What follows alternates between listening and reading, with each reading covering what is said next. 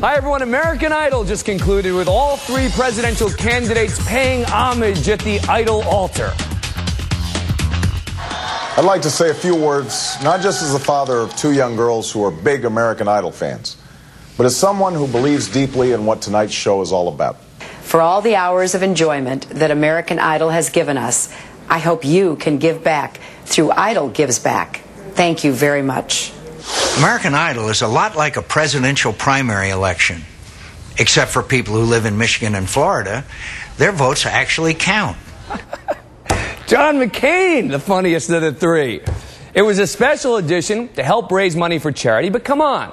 This was also an effort to campaign, to talk to a huge audience, many of whom may not be following the campaign closely.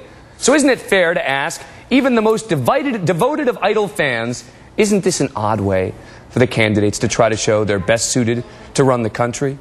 Joining me now, radio talk show host Michael Smirkana, Stephanie Miller, host of The Stephanie Miller Show, and political analyst Lawrence O'Donnell. Michael, John McCain, the funniest of the three? Doesn't surprise me. I mean, McCain's got a great wit. If you read his book, Faith of My Fathers, he's a hell of a funny guy. Did you know that, Dan, he once dated Marie the Flame of Florida, an exotic dancer from Florida? I didn't know that till I read his book. He's a funny man, and I know it because he told us. John McCain, the only one who wrote some comedy into his very brief routine. Shouldn't all of them have been sort of funny and accessible? I mean, they had a very limited time to give their sort of one-line remark. You're a comedian. You know, Dan, in my personal opinion, in the immortal words of Randy Jackson, it's a little pitchy, dog. It's a sad day for democracy for all of us. Here's what I'd like to see. I'd like to see Simon Cowell be at the presidential debates. Wouldn't you like that? I would like to see him go, that is the worst analogy I've ever heard. And we cut out World War II has nothing to do with Iraq, Senator McCain. And we cut out the part where McCain is joking about the fact that he's going to work on his new immigration policy, and he says, watch out, Simon Cowell. I mean, John McCain becomes the American Idol star tonight in his very brief comment. All right, but let me move on from this for a second, because all the candidates have been appearing on late-night shows. They've been appearing on talk shows. They've been trying to humanize themselves. So we put together some of our favorite moments by each candidate. Let's start with Barack Obama. Appoint Mitt Romney Secretary of Looking Good. You watch the pundits and the polls. Hillary appears to be a shoo-in, is what they say. How discouraging is that? Oh, it's not discouraging. You know, Hillary is not the first politician in Washington to declare mission accomplished a little too soon. A crystal ball. Oh, that's nice. Let me take a look at that. What do you see in your future, Senator? It says, I see the White House right there. We got to foreclose because we're a live show. Oh, goodness. I'm just all ready to go. Come back with You know I will. Although I think you guys might want to have Michelle back the next time, because she will dish the dirt. We love it. Lawrence O'Donnell, you're a political guy with Hollywood connections. When Obama goes on those shows, is there a big decision-making process that goes into not wearing a tie during certain appearances and wearing a tie at other times? Sure. He's trying to strike exactly the right note with each show. I think Barack Obama and Hillary Clinton do these kinds of shows very well, actually better than anyone who's tried it before. You remember Bill Clinton was too relaxed in some of this stuff in 1992. He ended up talking about what kind of underwear he wears.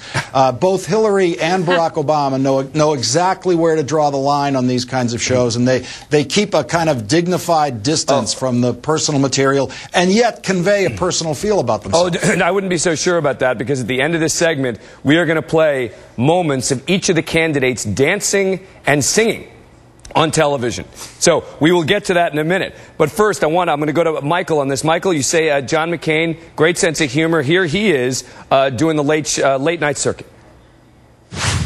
You look like the guy who the neighbors later say he mostly kept to himself.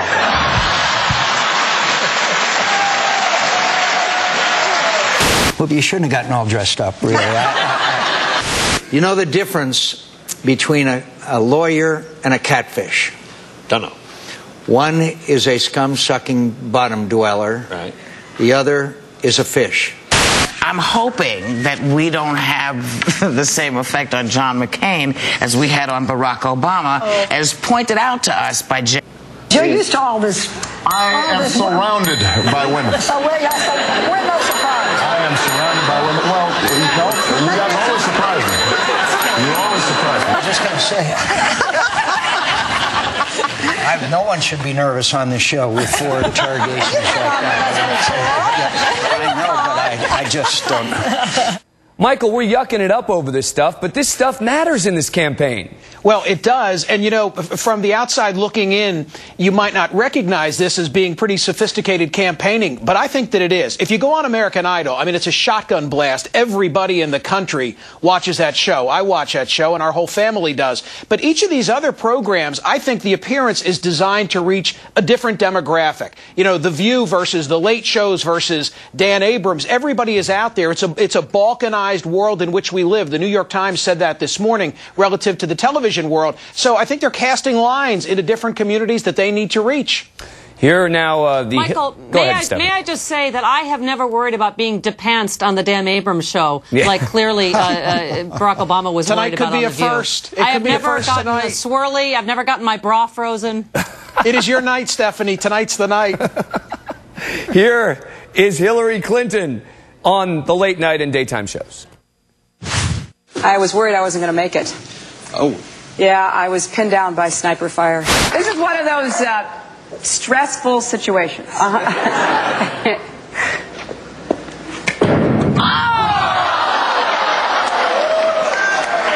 Made you look good. If you were a contestant on a reality show, would you rather be on Dancing with the Stars, American Idol, or America's Next Top Model?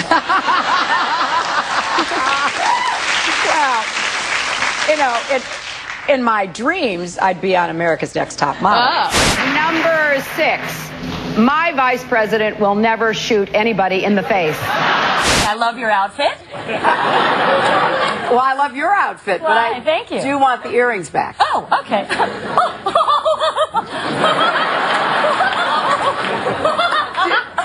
Do I really laugh like that? Stephanie, is Hillary Clinton funny? She is. You know, I actually just met her here in L.A. last week, and she laughed that Hillary laugh. And I got to tell you, you know, it's like, here's the thing, Dan. Here's the sad thing is the comedians end up being the truth tellers in this election. They kept telling the Bosnia sniper story and telling it and telling it. When it gets to be a late night joke, she's like, ha! I was kidding. All right, I'm going it's a joke. I'm going to ask each of you to be our judges now, all right? Because we are now going to play a little montage of each of the candidates. Not John McCain, just Barack Obama and Hillary Clinton dancing and or singing.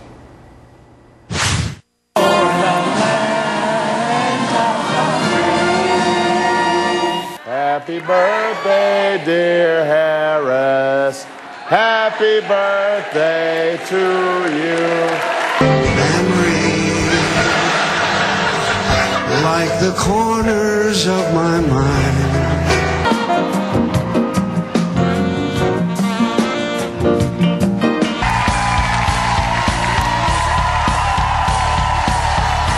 I mean, come on. That one right there, Stephanie, Obama boogieing. I mean, I think he gets the cake. If he's the hey, go ahead. Listen, better than Chris Matthews is all I'm saying. And Hillary Clinton, better than any of those McCain girls. Youch. Great panel. Thank you to all of you. Appreciate it. Coming up, Dan, go ahead. Can I just say, Chris Matthews, sucky dancer, Tucker Carlson, sucky dancer. Would you like to dance before I go? Well, you know, Stephanie, if there was more room, you know, everyone looks for the excuse, right? I'll say, if there was only more space here in the studio. Can you do a wide shot of how incredibly large the studio is? There is plenty of room. It's just not happening.